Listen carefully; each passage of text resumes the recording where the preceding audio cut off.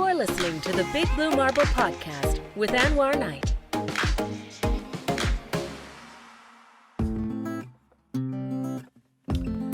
From Toronto to Vancouver, Halifax to Dallas, and even down under to Sydney, Australia. We're being downloaded literally from around the world, and I thank you for doing so, my friends. Welcome to another edition, another episode of the Big Blue Marble Podcast. My name is Anwar Knight, your host. Coming up in just a moment, we head up to Mount Everest, where a National Geographic team installed the highest weather stations in the world. But get this, they could have gone even higher if it weren't for one thing. Boy, it'll shock you to find out why this extremely skilled and brilliant team had to pull back by a few hundred meters. And we'll find out how this expedition will help the climate crisis. And also on the show, we're going to open up the Blue Files with details on microbes that feed on poisonous chemicals.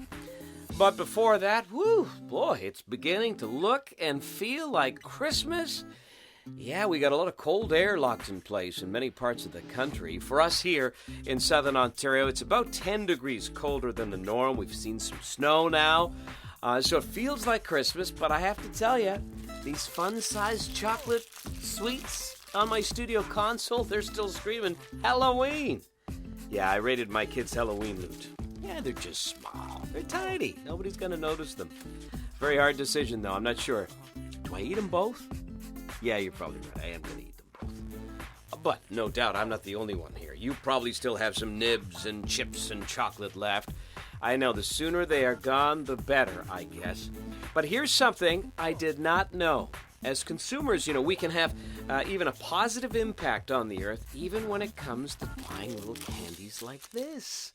I was just made aware of it, and I said, man, I got to put this on the show. I have to pass this along. And if you knew it, good for you. If not, let's learn together here. A lot of treats, in fact, actually, a lot of products in general contain palm oil. In fact, 50% of the products stocked on most supermarket shelves are either palm oil or palm kernel oil based, right? And here's the problem. At least according to the World Wildlife Fund, the equivalent of 300 football fields of rainforest is destroyed every hour. 300 football field size every hour. And it's all to make way for some palm oil plantations and or other farming practices. And right now they're saying the number of acres of palm plantations, say in Malaysia, Africa, and Latin America, is 5 times bigger than Switzerland. This is not a good thing. You're cutting down rainforests, so what does that do? Well, rainforests are the world's largest carbon sink. That means, that's nature's way of safely storing tons of carbon out of the Earth's atmosphere. And then, of course, the rainforests are also home to 1 in 10 species on Earth, like the orangutan and Sumatran tiger. So here's the takeaway, and this is not only for next year's Halloween candy. I'm certainly going to apply this now, to my buying power. And as we get close to Christmas, if you buy chocolates for people or just for yourself, look for products that use certified sustainable palm oil. And it'll be listed there, certified sustainable palm oil. And you see, I did not know this, and that's what the podcast is all about. Together, we will explore and discover new things that can make a difference, while featuring, of course, the undeniable stories of our changing planet, and we're meeting some of the most amazing people who are trying to save it. At the end of the day, my goal is to inform, engage, and inspire the change that needs to happen to save our planet. We're all in this together. It's about connection and bringing awareness closer to home. Now, today, we are taking the show to new heights. Heights. Literally to the highest mountain in the world, where National Geographic assembled a dream team of specialists that have completed what is likely the most comprehensive scientific research trip to Mount Everest in history. And I've posted some incredible pictures from that expedition on our website at bigbluemarble.earth.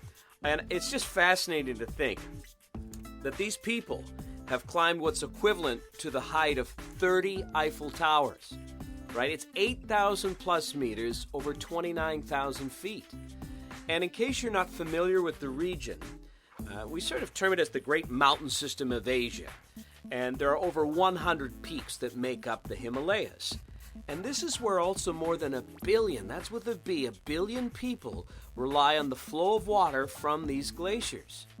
So the expedition overall was to help create a new window into the planet, installing the weather stations that certainly could withstand the elements, winds of 400 kilometers an hour and temperatures of minus 50 Celsius that would allow the collection of invaluable data, including the first ever direct observations of the jet stream. And thus, this is giving everyone a chance now to get an understanding of the true impacts of climate and environmental changes. And I say everyone because some of this data is also accessible just by the public. So we're going to find out all about it now. Paul Majewski is my guest. He is the expedition lead and chief scientist and also the director and professor at the Climate Change Institute at the University of Maine. So put on your harness and get set for an incredible journey right here on the Big Blue Marble.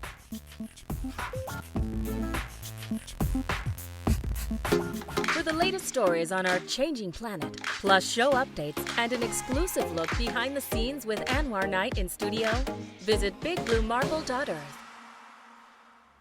So good of you to join us today, Paul. What an accolade and real achievement to be part of not only such an elite team, but to successfully complete the task of installing the highest weather station in the world. And I should point out there were actually 5 in total, with 2 officially the highest in the world. The question is, though, when the team finished assembling and testing, how long did they get to savor that moment? Not terribly long. It's when you're up that high, it's about 35 or 40% of the oxygen that you have at sea level. And they had a job to do. They spent several nights at very high elevations doing it. So they were obviously very happy, but they were also eager to get back down again, not only because of the fact that they had done such a great job and wanted to get back down to base camp, but the weather was getting a lot worse at the same time. Yeah, we'll get into the elements. That's certainly one very important aspect of this adventure, officially known as the National Geographic and Rolex Perpetual Planet Expedition. Clearly a big collaboration of partners to make this happen. But let's start at the beginning. What were some of the overall objectives and goals? We went to Mount Everest because it is the highest place, obviously, on Earth. It's iconic, and it was a perfect place to be able to investigate the potential impacts of climate change. People, of course, understand that the climate in the Arctic is changing, in the Antarctic, in the mid-latitudes, but what's happening at the very high elevations, places like Mount Everest, 88, 30 or 40 meters above sea level. So we wanted to find out. In order to do this, we conducted a series of experiments that range from putting in automatic weather stations, to drilling ice cores to see how things had changed in the past, to doing biological experiments, collecting water samples, doing very high resolution mapping and taking a look at how the glacier has changed over hundreds and thousands of years with glacial geology. The physical challenges must have been enormous here. What were some of those challenges and how did the team prepare for it? It's a significant challenge anytime you get close to 8,000 meters. Starting in the very beginning, all of the team members, those at base camp, much lower, and those who went up above 8,000 meters, everybody trained for several months. We all wanted to make sure that we were as fit as could be.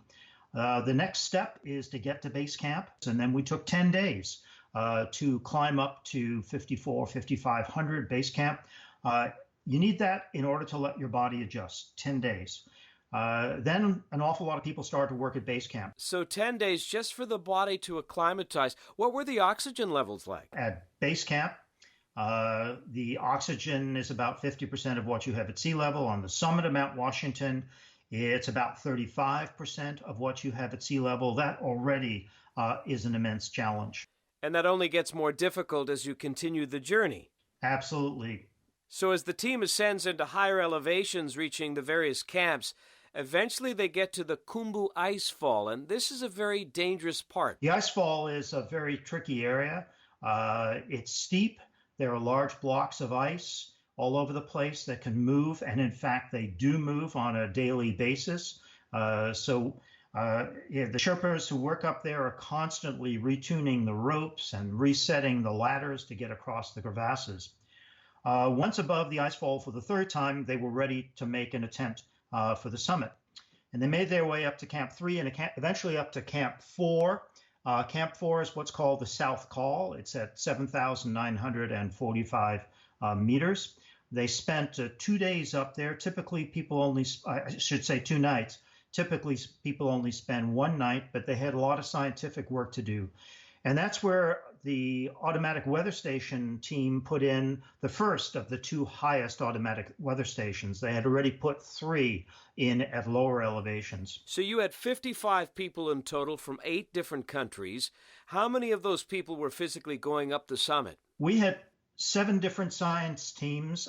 They were spread all over the mountain. Base camp was the place where we basically directed a lot of the activities that went on. So there were several groups that worked at base camp, some worked below base camp, and then there was a small elite group that went on up to put in the automatic weather station. The meteorologists included Tom Matthews from Loughborough University in the UK, Baker Perry from Appalachian State University in the United States, and there was a fellow doing ice coring from our lab at the Climate Change Institute at the University of Maine. His name is Mariusz Potocki, a PhD student. And then there were 3 people filming, and there were 15 Sherpas who were necessary to get all of the loads up to keep everybody safe and make sure that things went well. Yeah, and the Sherpas were a key part of this, weren't they? Without a doubt. They are remarkable people. And as an example, the lead Sherpa for our team, Panuru, has been to the top of Everest 17 times. Quite remarkable, and has climbed many, many other above 8,000 meter peaks. We also had a climber with us, a well-known American climber by the name of Pete Athens. He summited 7 times, and he was at base camp helping to direct what was going on and helping to assist the team that was up high to make decisions about how fast they would go and what they would be able to accomplish. But it was really the people at the very top on the team who obviously made the final decisions, since they're the ones who knew best what was going on around them. And in terms of moving all of this equipment around, I mean, you're not taking a dolly up 8,000 meters. Are you using gurneys? Is it duffel bags? I mean, whatever you need had to be brought up, right? So everything for the automatic weather station, everything for the ice coring, everything that was needed for people to be able to survive had to be backpacked up there, and it had to go up in loads of 10, 15, a little bit more kilos. So that's a lot of trips up and down. Number one, just to keep people safe, storing enough oxygen up there and putting up tents, having food, having stoves, much less going from the balcony at close to 8,000 meters up to 8,400 meters. And they were prepared to go to the very top above 8,800 meters, all on people's backs. Now, Paul, you just mentioned prepared to go all the way to the top. As I understand it, the team had to scale back a bit. It was a particularly busy year, although the ascent season on Everest is in general busy anyway. They encountered in front of them more than 200 people, literally in lockstep, trying to climb to the summit. By the time they got up to what's called the balcony at 8,430 meters, where the highest automatic weather station in the world was emplaced, it was very clear that it was going to take them so long for those 200 people to get up the mountain, take their selfies, do what they wanted to do up there before our team could get up, that it was not a safe or a smart thing to do. So they turned around at 8,430 meters. So hold on here. Are you saying that although the initial plan was to climb even higher, to 8,800 meters, but because of overcrowding, you had to resort to plan B? You got it. The goal of this project was to collect good scientific information. We're 98% successful. The fact that the team didn't get to the very top was unfortunate, but we feel good about it because it was a smart decision to make. They would have run out of oxygen in the time that it would have taken them to get up, down, and do all of their research. And when you start to run out of oxygen, obviously, then you're in very, very big trouble. at those elevations.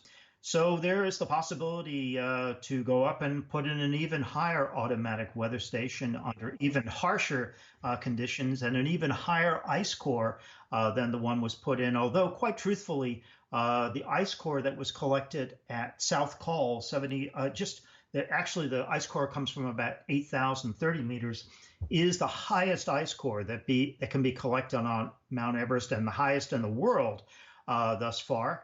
And that's because that's as high as any of the glaciers go. Once you get up to the top of Everest, there is no thick ice. There are no glaciers. It's just a pack of snow several meters in thickness that probably partially blows off during the year and then reaccumulates and gets plastered back on by the strong winds. So really, when you talk about the ice core sample, I mean, that is a treasure trove that has never been in human hands before. Absolutely.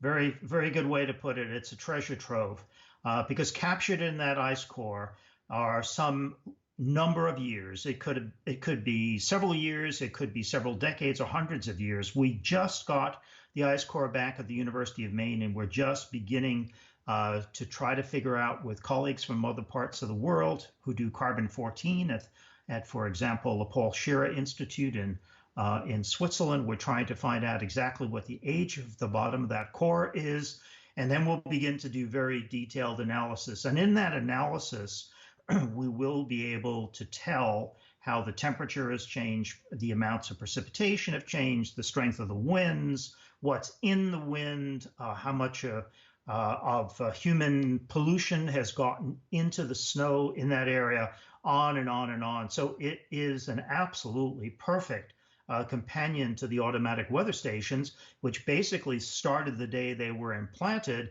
and are continuing to present, and we hope several more years in the future. With the ice cores, we can start pretty much at the present and go back some period of time. A great opportunity, the best thus far, to find out what's happening at this amazingly high elevation. Isn't that something? You know, the world looks very different at 29,000 feet, and although climate research in general has been limited at these high elevations for obvious reasons, significant melting has been documented, though, in various parts of the Himalayas. And I'm wondering if the team saw any evidence of that as they were approaching the summit. Okay, the team did not see any running water up there. It's a very dry place, but that doesn't mean that there isn't melting of the glacier. And in fact, the suspicion is that there could be melting. There's certainly wind erosion of the snow. There's certainly sublimation because it's so cold and so dry, going from the solid ice phase to gas vapor. So the question is, how old? What's been going on up there? How old is the ice that's up there? How much more was there, and how fast has it disappeared? We know it's disappearing very fast at the lower reaches of the Khumbu Glacier, which is the glacier that drains off Mount Everest into Nepal. So how will the data from these stations be accessed overall, and how will it help connect the dots here? Well, the data from all of this research will appear obviously in scientific papers, but that takes a while. And on the National Geographic website, under Perpetual Planet Extreme Expeditions, you can actually take a look at the data that's coming out of the automatic weather stations from these highest sites on Everest. And it's quite spectacular. Not too long ago, 3 or 4 days ago, the winds were at about 100 miles per hour up there, and we haven't even gotten into the high wind season. Yeah, it's very cool. You know, I was on the site again earlier today, Paul, and I was looking over some of the observations. For our listeners who want to check it out for themselves, www.natgeo.com/Everest. So that's natgeo.com/Everest, and you'll find a whole list of fantastic information there. Now, Paul, how long do you anticipate that these weather stations will be able to collect and process data? Is there an alarm that goes off when something breaks down or a repair is needed? You know, who gets that emergency call on a Sunday morning? Yeah, well, the alarm is not getting data or not getting certain types of data. And that could be because something broke, because the solar panels that power the batteries, that power the instruments are covered with snow for too long and therefore can't charge the batteries. And yes, the answer is that there are plans next spring to have people go up there. Whether or not they actually go up and look at the stations will depend upon how critical the situation is. If the stations are not working well, there'll be a lot more desire to get people up there. But there'll probably be people obviously going through there, and whether or not they're willing and can be trained to take a look at these stations and see whether or not things are going well. Obviously, we hope there will be, and we hope that these stations last for many years. Well, I hope so too. It really is an extraordinary achievement, because I know this is not a weather kit that you buy from Amazon. This is all custom made. I think it's literally inspired by MacGyver type ingenuity. It had to be small, it had to be portable, it has to be light, and you all had to put it together and install it in a very short period of time. Spot on. Yes, basically, this entire process needs to be done in less than 2 to 3 hours. And that's exactly what they did. They got the automatic weather stations in significantly less than 2 hours. Things needed to be simply assembled, obviously big gloves on, you can't be fiddling around. And the team that went up, MacGyver is a good example.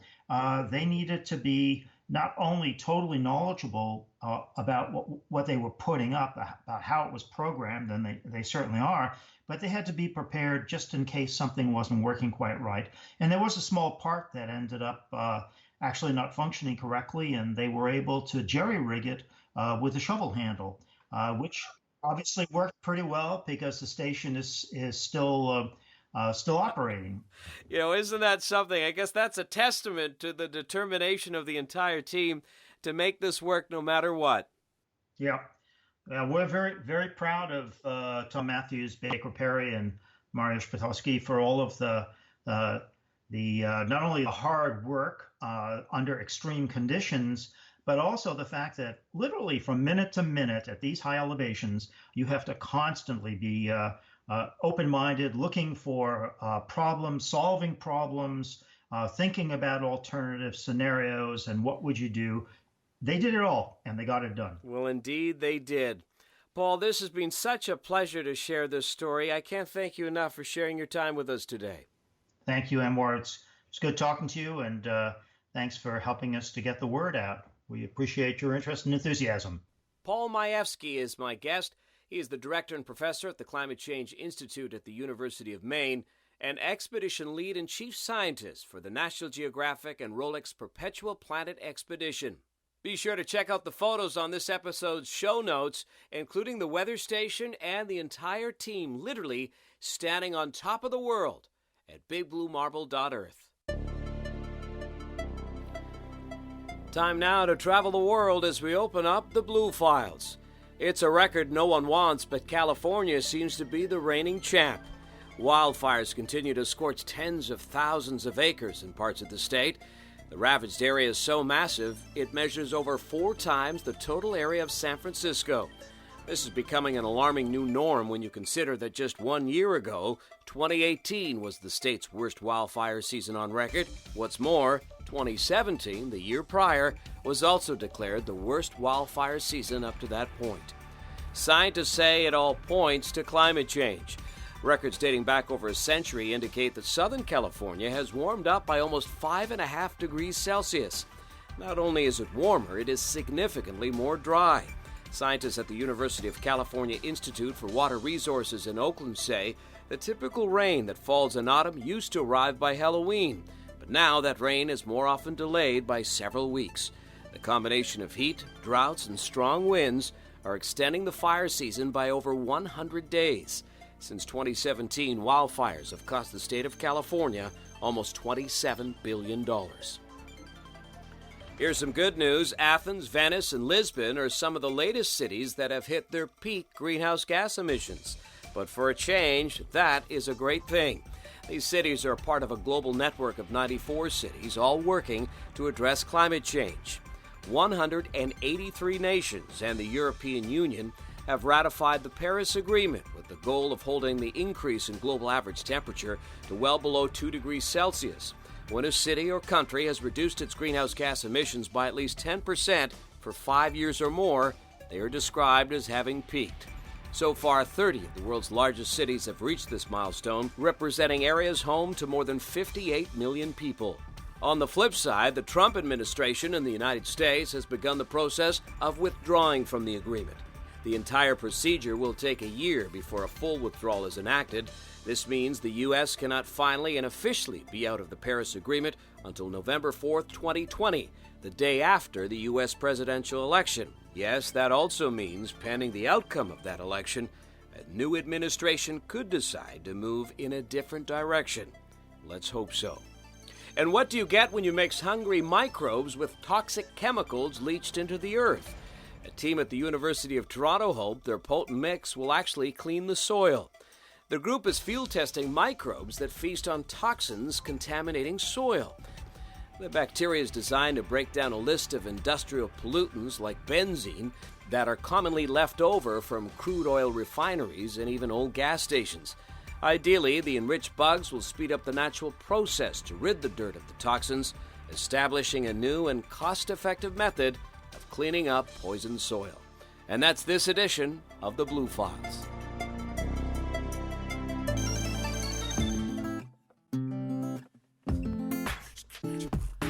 Oh, look at that, another episode winding down. Man, the time goes quick, doesn't it?